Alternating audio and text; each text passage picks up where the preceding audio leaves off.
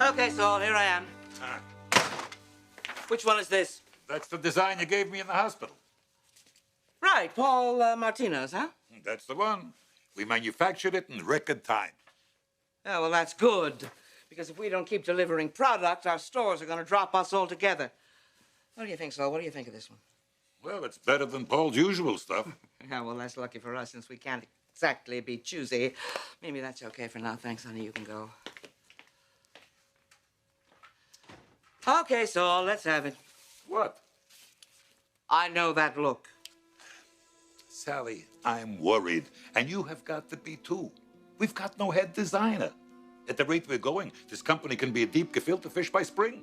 Well, I think we're already halfway there, Saul. We're up to our knees in it right now. With not enough product to finish the season and with no designer, we are in trouble. Now the only question is, what are we going to do about it? Ask me. There's only one thing we can do about it.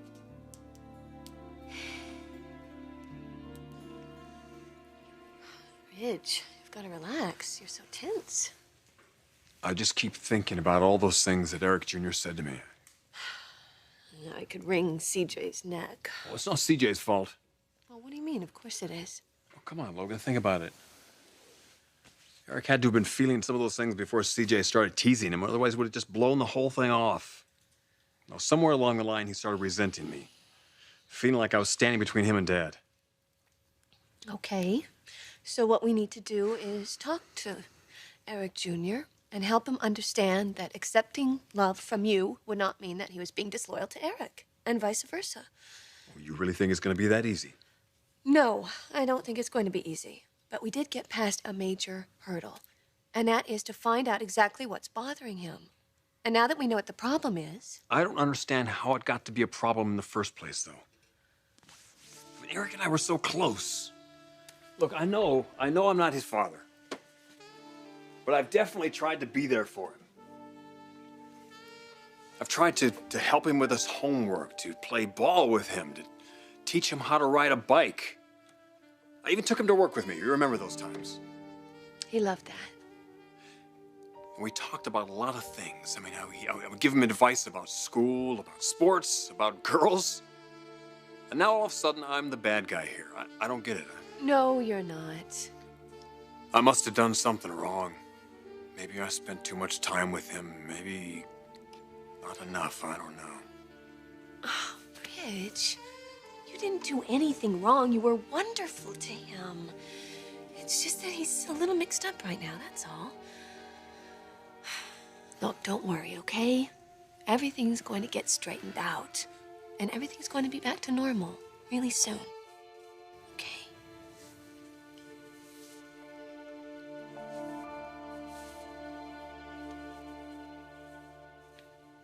Your little boy said he didn't want his brother around him anymore.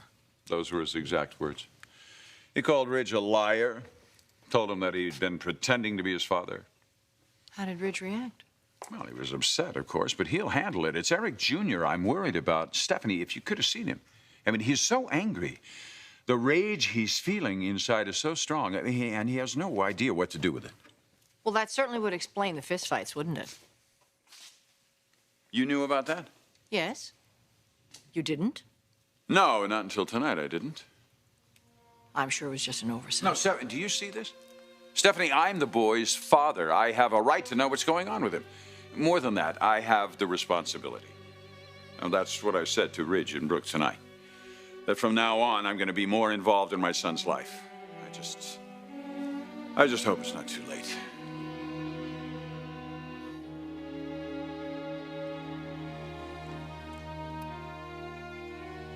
Oh, God!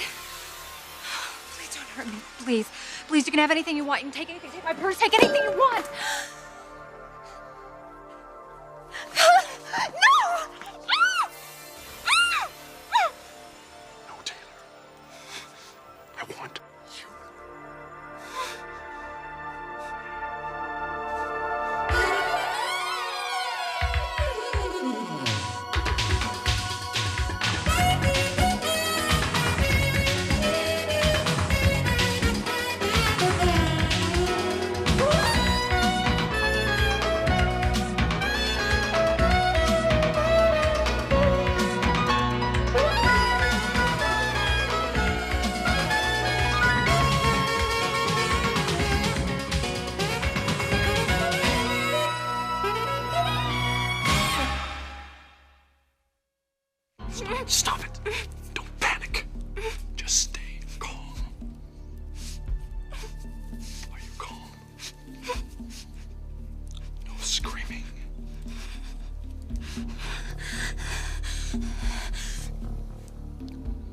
Please let go of me. No, I've waited too long. For what? What do you want? I told you. I want you. Please don't hurt me. You're scared. That means you'll do what I say. What do you want me to do? Don't worry, Taylor. You'll find out. You know my name? Oh, I know a lot about you. How? Who are you?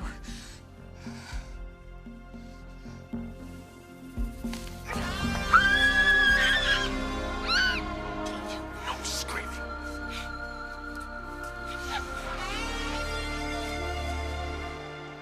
Save your breath, Saul. I know what you're going to say. Sally, we have got to go back to what made this company a success to begin with. You mean knockoffs? You mean rip-offs from more successful companies, huh?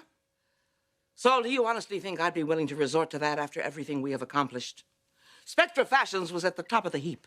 We had an haute couture line that was second to none. Nobody could look down on us. Yes, Sally, but that was when we had head designers. Clark, Anthony, they were geniuses, but they're gone, and there's no one now to take their place. We have got to go back to what we do best. Kiting designs. From the greats, Ralph Lauren, Armani, Forrester. We change a few details. The lapel, the hemline, and abracadabra, we've got Spectra Fashions. Saul, that worked before. It not only worked, it made us a fortune, and we can do it again. I have a special delivery. What is that, darling? Oh, the design you've been waiting for. Just arrived. What design? From Paul Martino. Paul Martino? Yeah, he said he was sorry it was late, but he's been real sick, so. Darling, what are you talking about? We've already got Martino's design. It's right here.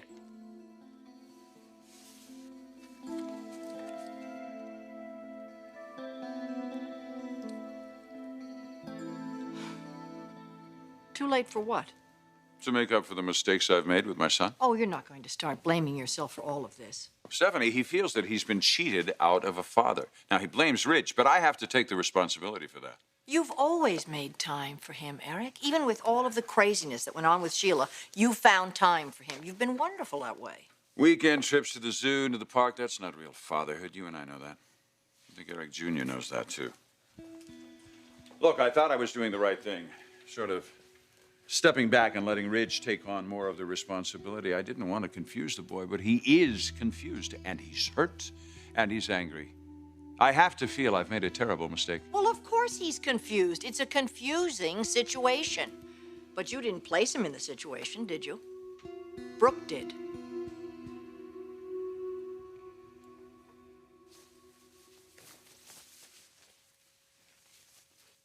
Where are you going? I'm going to talk to Eric Jr. Honey, he's sleeping. Now come back to bed, okay? I just hate letting this go like this. We won't let it go. We will deal with it first thing in the morning. Now, please, come back to bed. Ridge, don't make me beg.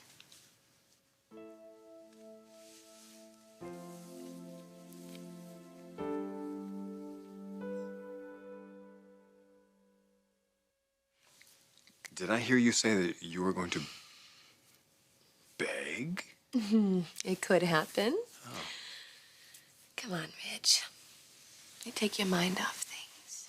Logan, thank you. Thank you. I appreciate the offer. I really do. But I just don't feel up to it right now. You're kidding. This whole thing has got me feeling very stressed out. Ridge, you've got to relax. Everything's going to be fine in the morning. I promise. I wish I could believe that. Well, you can. So why don't you just lie down and let me finish giving you a massage, Logan, okay? thank you. Thank you. It's not going to help, though. All right. You give me a massage.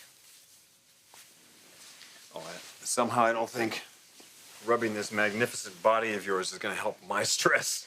Why? What's it going to do? It's going to get me rather worked up. Oh. Now, would that be so terrible? Maybe not.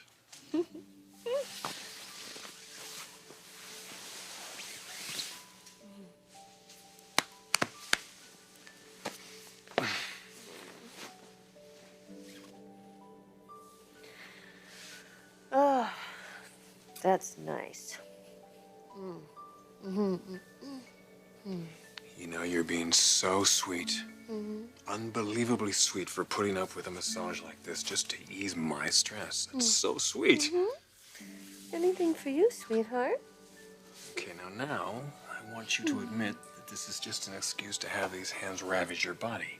Admit it. I hope you're not complaining. No. I would never do that. Never. There.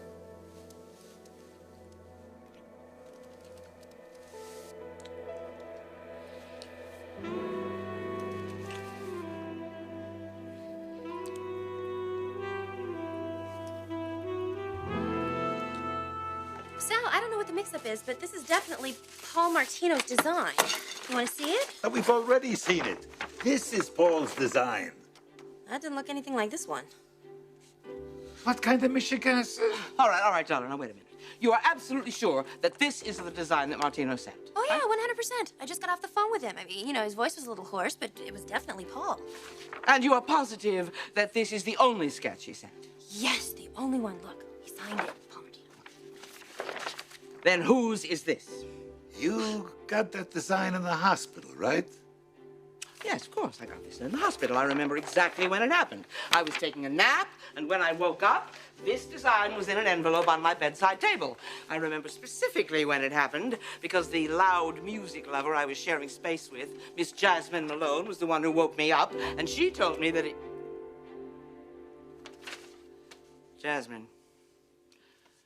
Jasmine Malone. Oh, that's it. Of course, that's it. This is her design. She tried to put one over on me, the little snake. Sally, take it easy. Darla, you have Miss Malone's telephone number on file, don't you? Oh, well, yeah, I know where she's staying. Fine. Then I would like you to call her.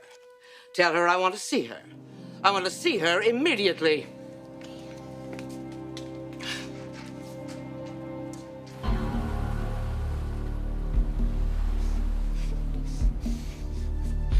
Walk away from the window.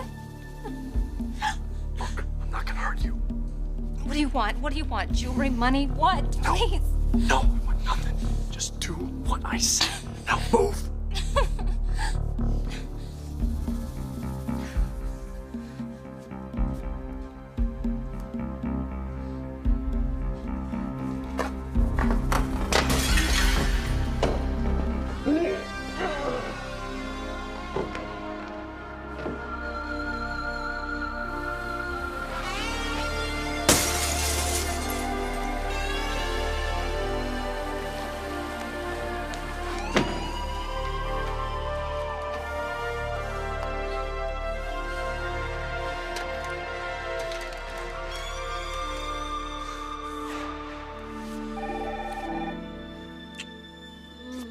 Let it ring.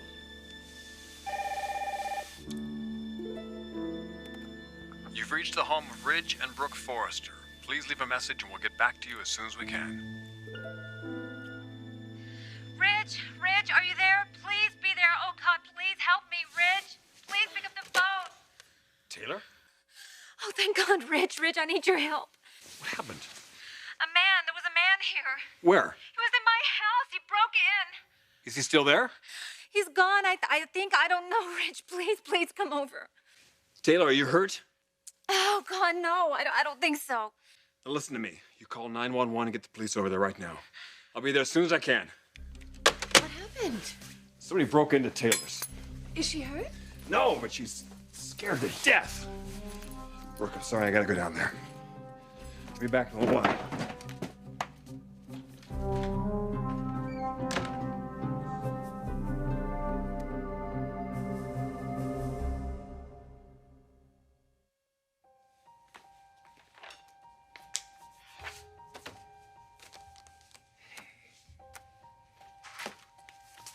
Finally. Where is she? Well, she's on her way up. She didn't want to take the elevator. What are you gonna do, Sally? Oh, don't worry about us all. I know exactly how to handle an ambitious climber like Jasmine Malone. You're not going to hurt her, are you, Sal? Oh, will you stop? So, we do meet again, just like you predicted.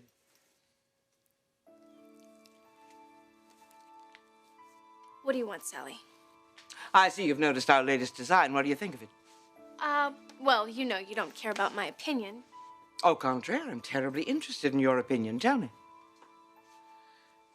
Well, clean lines, nice proportions, good fabric.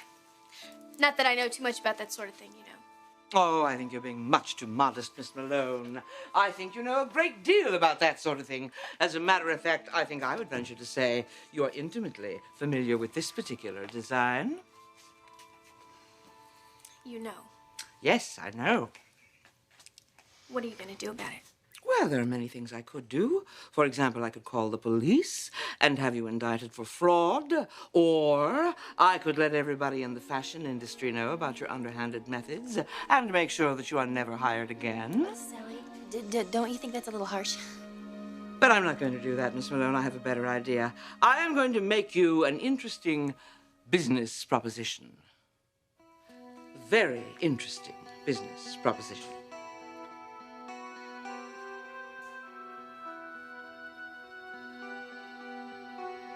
Stephanie, you can't blame Brooke for any of this.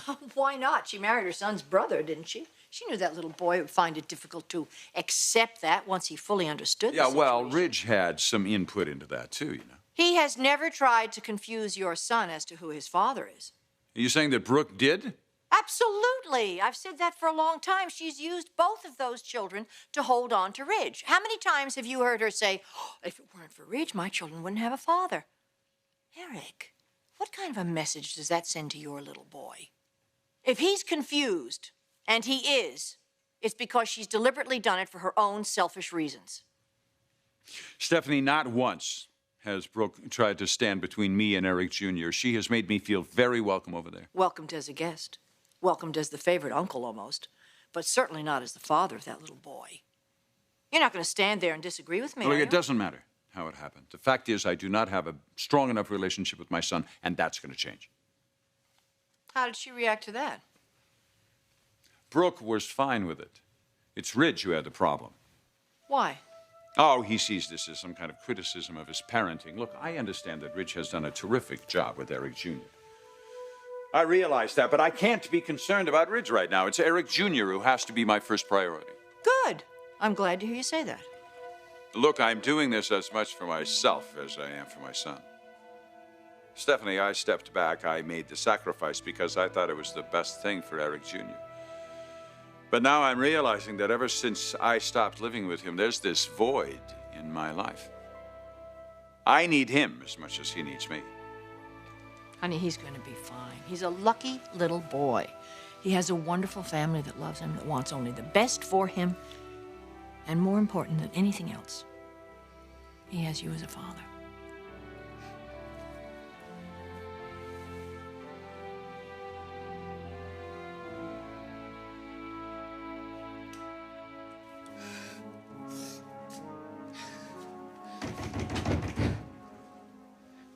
Taylor, it's me, Ridge.